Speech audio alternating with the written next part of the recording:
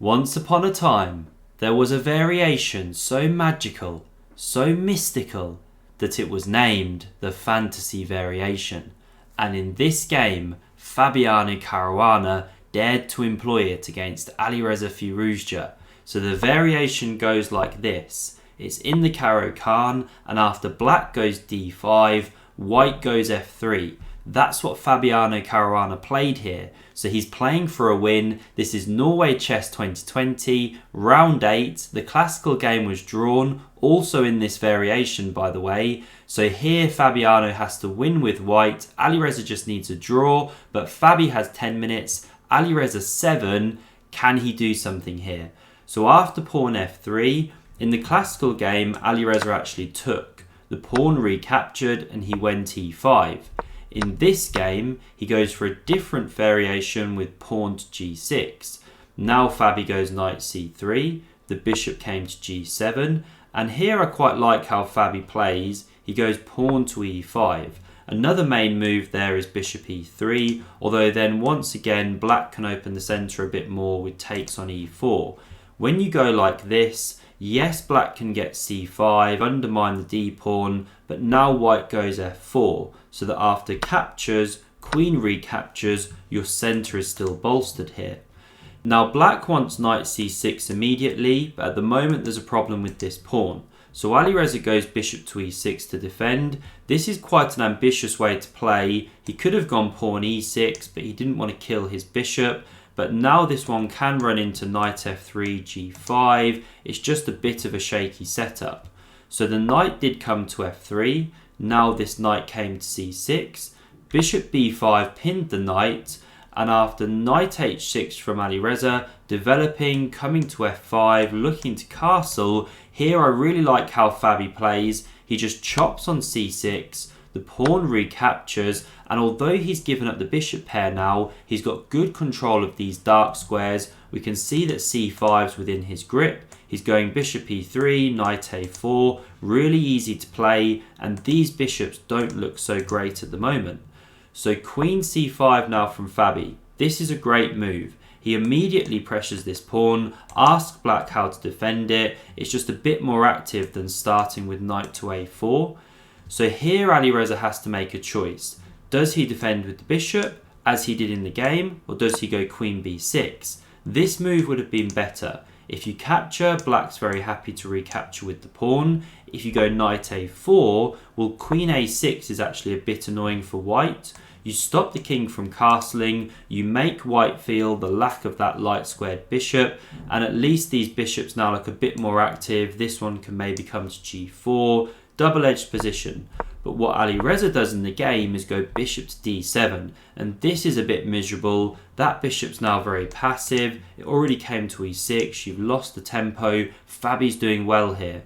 So the bishop came to e3 developing, and now Alireza really had to castle the king here. Just get it to safety, carry on playing chess. But what he does is go pawn to e6, and this is really overly ambitious. He's probably looking at some bishop f8 stuff, then getting c5 if he can, but now Fabi can really get the squeeze on with knight to a4.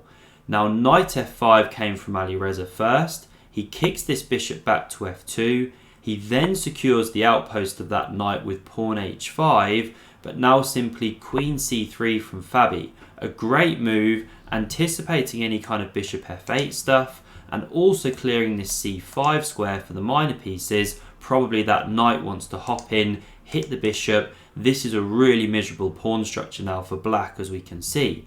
And that explains Alireza's next move. He doesn't want to sit there and get squashed. This is blitz chess, you have to go for opportunities. So he pushes c5 immediately. Gives a pawn here to Fabi, but at least now the bishop might find some activity in the future. So he castles the king now. Fabi does the same, and now this bishop comes to b5, hits the rook, it slides across to e1, and now Alireza activates his queen, he brings it to e7. Queen c7 was probably a bit more accurate there, and the queen does land there later in the game, but okay, he's got his rooks connected, and now pawn a4 from Fabi. He kicks that bishop back, and then goes pawn b4. Excellent play here, getting those extra queenside pawns going, securing the outpost of the knight. This is tough for Alireza now, especially as Fabi has control of this d4 square. But we know what Alireza's like, especially in blitz. Can he mix up the tactics? He did beat Fabi in their last Armageddon, so Fabi knows how good Alireza is in time pressure. So pawn b4 just played. Rook f to c8 now from Alireza. This queen came to d2, and this is a great move because after bishop to e8 from Alireza, opening the rook, attacking the knight, Fabi can just go pawn to c3, already anticipating Alireza's next move, which was pawn a5, looking to undermine this knight. But Fabi's now playing on a different side of the board. He goes pawn to h3, and he's preparing g4. He wants to open up a second front of attack against Alireza's king. So bishop f8 from Alireza, really tough for him to find active plans now. King h2 from Fabi, the queen came to c7, and now pawn g4. Fabi gets those ones going. You really don't want to be capturing this one. Then after the knight moves away, you've also opened the h-file, and these heavy pieces will be coming across really quickly. That's deadly. So the knight retreated, covers the h5 pawn for the moment. And now rook g1 from Fabi, very direct, just what you need in Armageddon, going after that black king. So Alireza takes on b4. He needs some queenside counterplay. The pawn recaptured, and now black could actually pick up the a4 pawn here. So if you eliminate this knight, which is protecting it, the bishop recaptures, then you can pick up the pawn like this. You've restored the material balance, but this just looks horrible for black. The knight's coming into d4 here. There's a massive dark squared grip. That bishop could come to d6. And there's just so many easy moves for white, like queen e3, rook g2, f5 at the right moment. No counterplay for black, not what Alireza wants. So he didn't go in for this. He went this move, pawn d4. He's looking to randomize the position, try and create counterplay. And practically speaking, it was a good chance. So Fabi picks up that pawn. He's now 2 pawns ahead. But Alireza does have some open lines now. He's got this d-file. He can bring a bishop to c6 here, look in this direction. So rook d8 was played immediately. The knight now came to e4. A great move from Fabi, looking at this f6 square. Bishop c6 from Alireza, and this was his big idea. The bishop hits that beautiful diagonal. The pawn has cleared out of the way. The rook now came to the c-file. It pins that bishop to the queen. So queen b7 was played. More pressure against these knights. But knight f6 check comes. An important tempo. The king gives ground. And now an excellent move from Fabi. Can you guess what he played here? There are different good moves. And if you're enjoying this video, do hit that like button, let me know. And consider subscribing to the channel to never miss a future video if you haven't done so already. So here Fabi played the excellent move pawn to f5. Knight g5 was also good there. And this is his point. If you take off the knight, this is actually mate in 1. So you can't do that. That explains knight e8. It covers this h6 square from the queen. And now Fabi continues the blistering attack. He leaves a whole piece on prise because he just wants to rip open the king.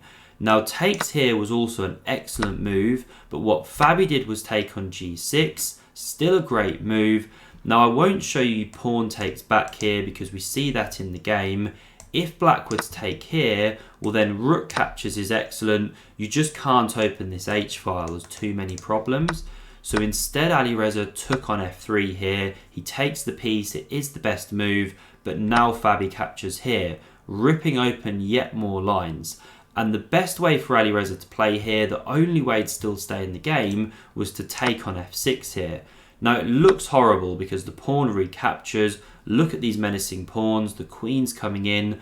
But after king to g8, white still has to prove the advantage here because the bishop is coming to d6 with check. And then where's the king going? How are you blocking? So queen g5 would be best, prepared to meet this one with bishop to e5, and so on. White is still doing well, should be winning, but some work to be done. But Alireza didn't capture on f6, instead he took on g6, and this is fatal, because after the pawn recaptures, the h-file is opened. Alireza tried bishop to g7, but queen f4 is a great move. You're coming to h4. This is deadly, and so the rook captured here, staving off that threat for just a moment. The queen recaptured, and now bishop h6. Blocked the h-file, but it's really desperate stuff from Alireza now. They're in big time trouble, we have to remember as well, of course. So queen h4 played, hits that bishop, queen g7 defends, and now this rook came to the f-file, the bishop moved away, it gets hit again, it came back to d3, and now an excellent retreating move from Fabi, simply knight g4, and you're picking up an entire piece here. Alireza's on his last legs. Can he create anything against the white king? Well, he takes on g6 first, Fabi picks up here, but Alireza gets this move, queen e5 check-in.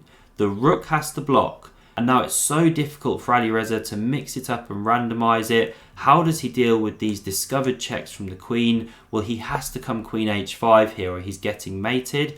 And now Fabi could carry on the attack, checking from d4 or rook f8, but he just plays very simply, chops off the queens, comes down with the rook. King h7 is now the only move, and he saves his knight here, brings it into f7, also threatening rook h8 mate. So that one has to be chopped. The rook takes backward check. The king gives ground, but now rook f8. The knight is pinned to the rook. If you save it like this, well, this endgame is clearly hopeless. So instead the king moved away, the rook came down. This was the final move, it's game over. So Fabi strikes back. He wins an Armageddon game in this tournament against Firouzja. If you want to see another amazing fantasy variation game, then click here. Thanks for watching, see you soon.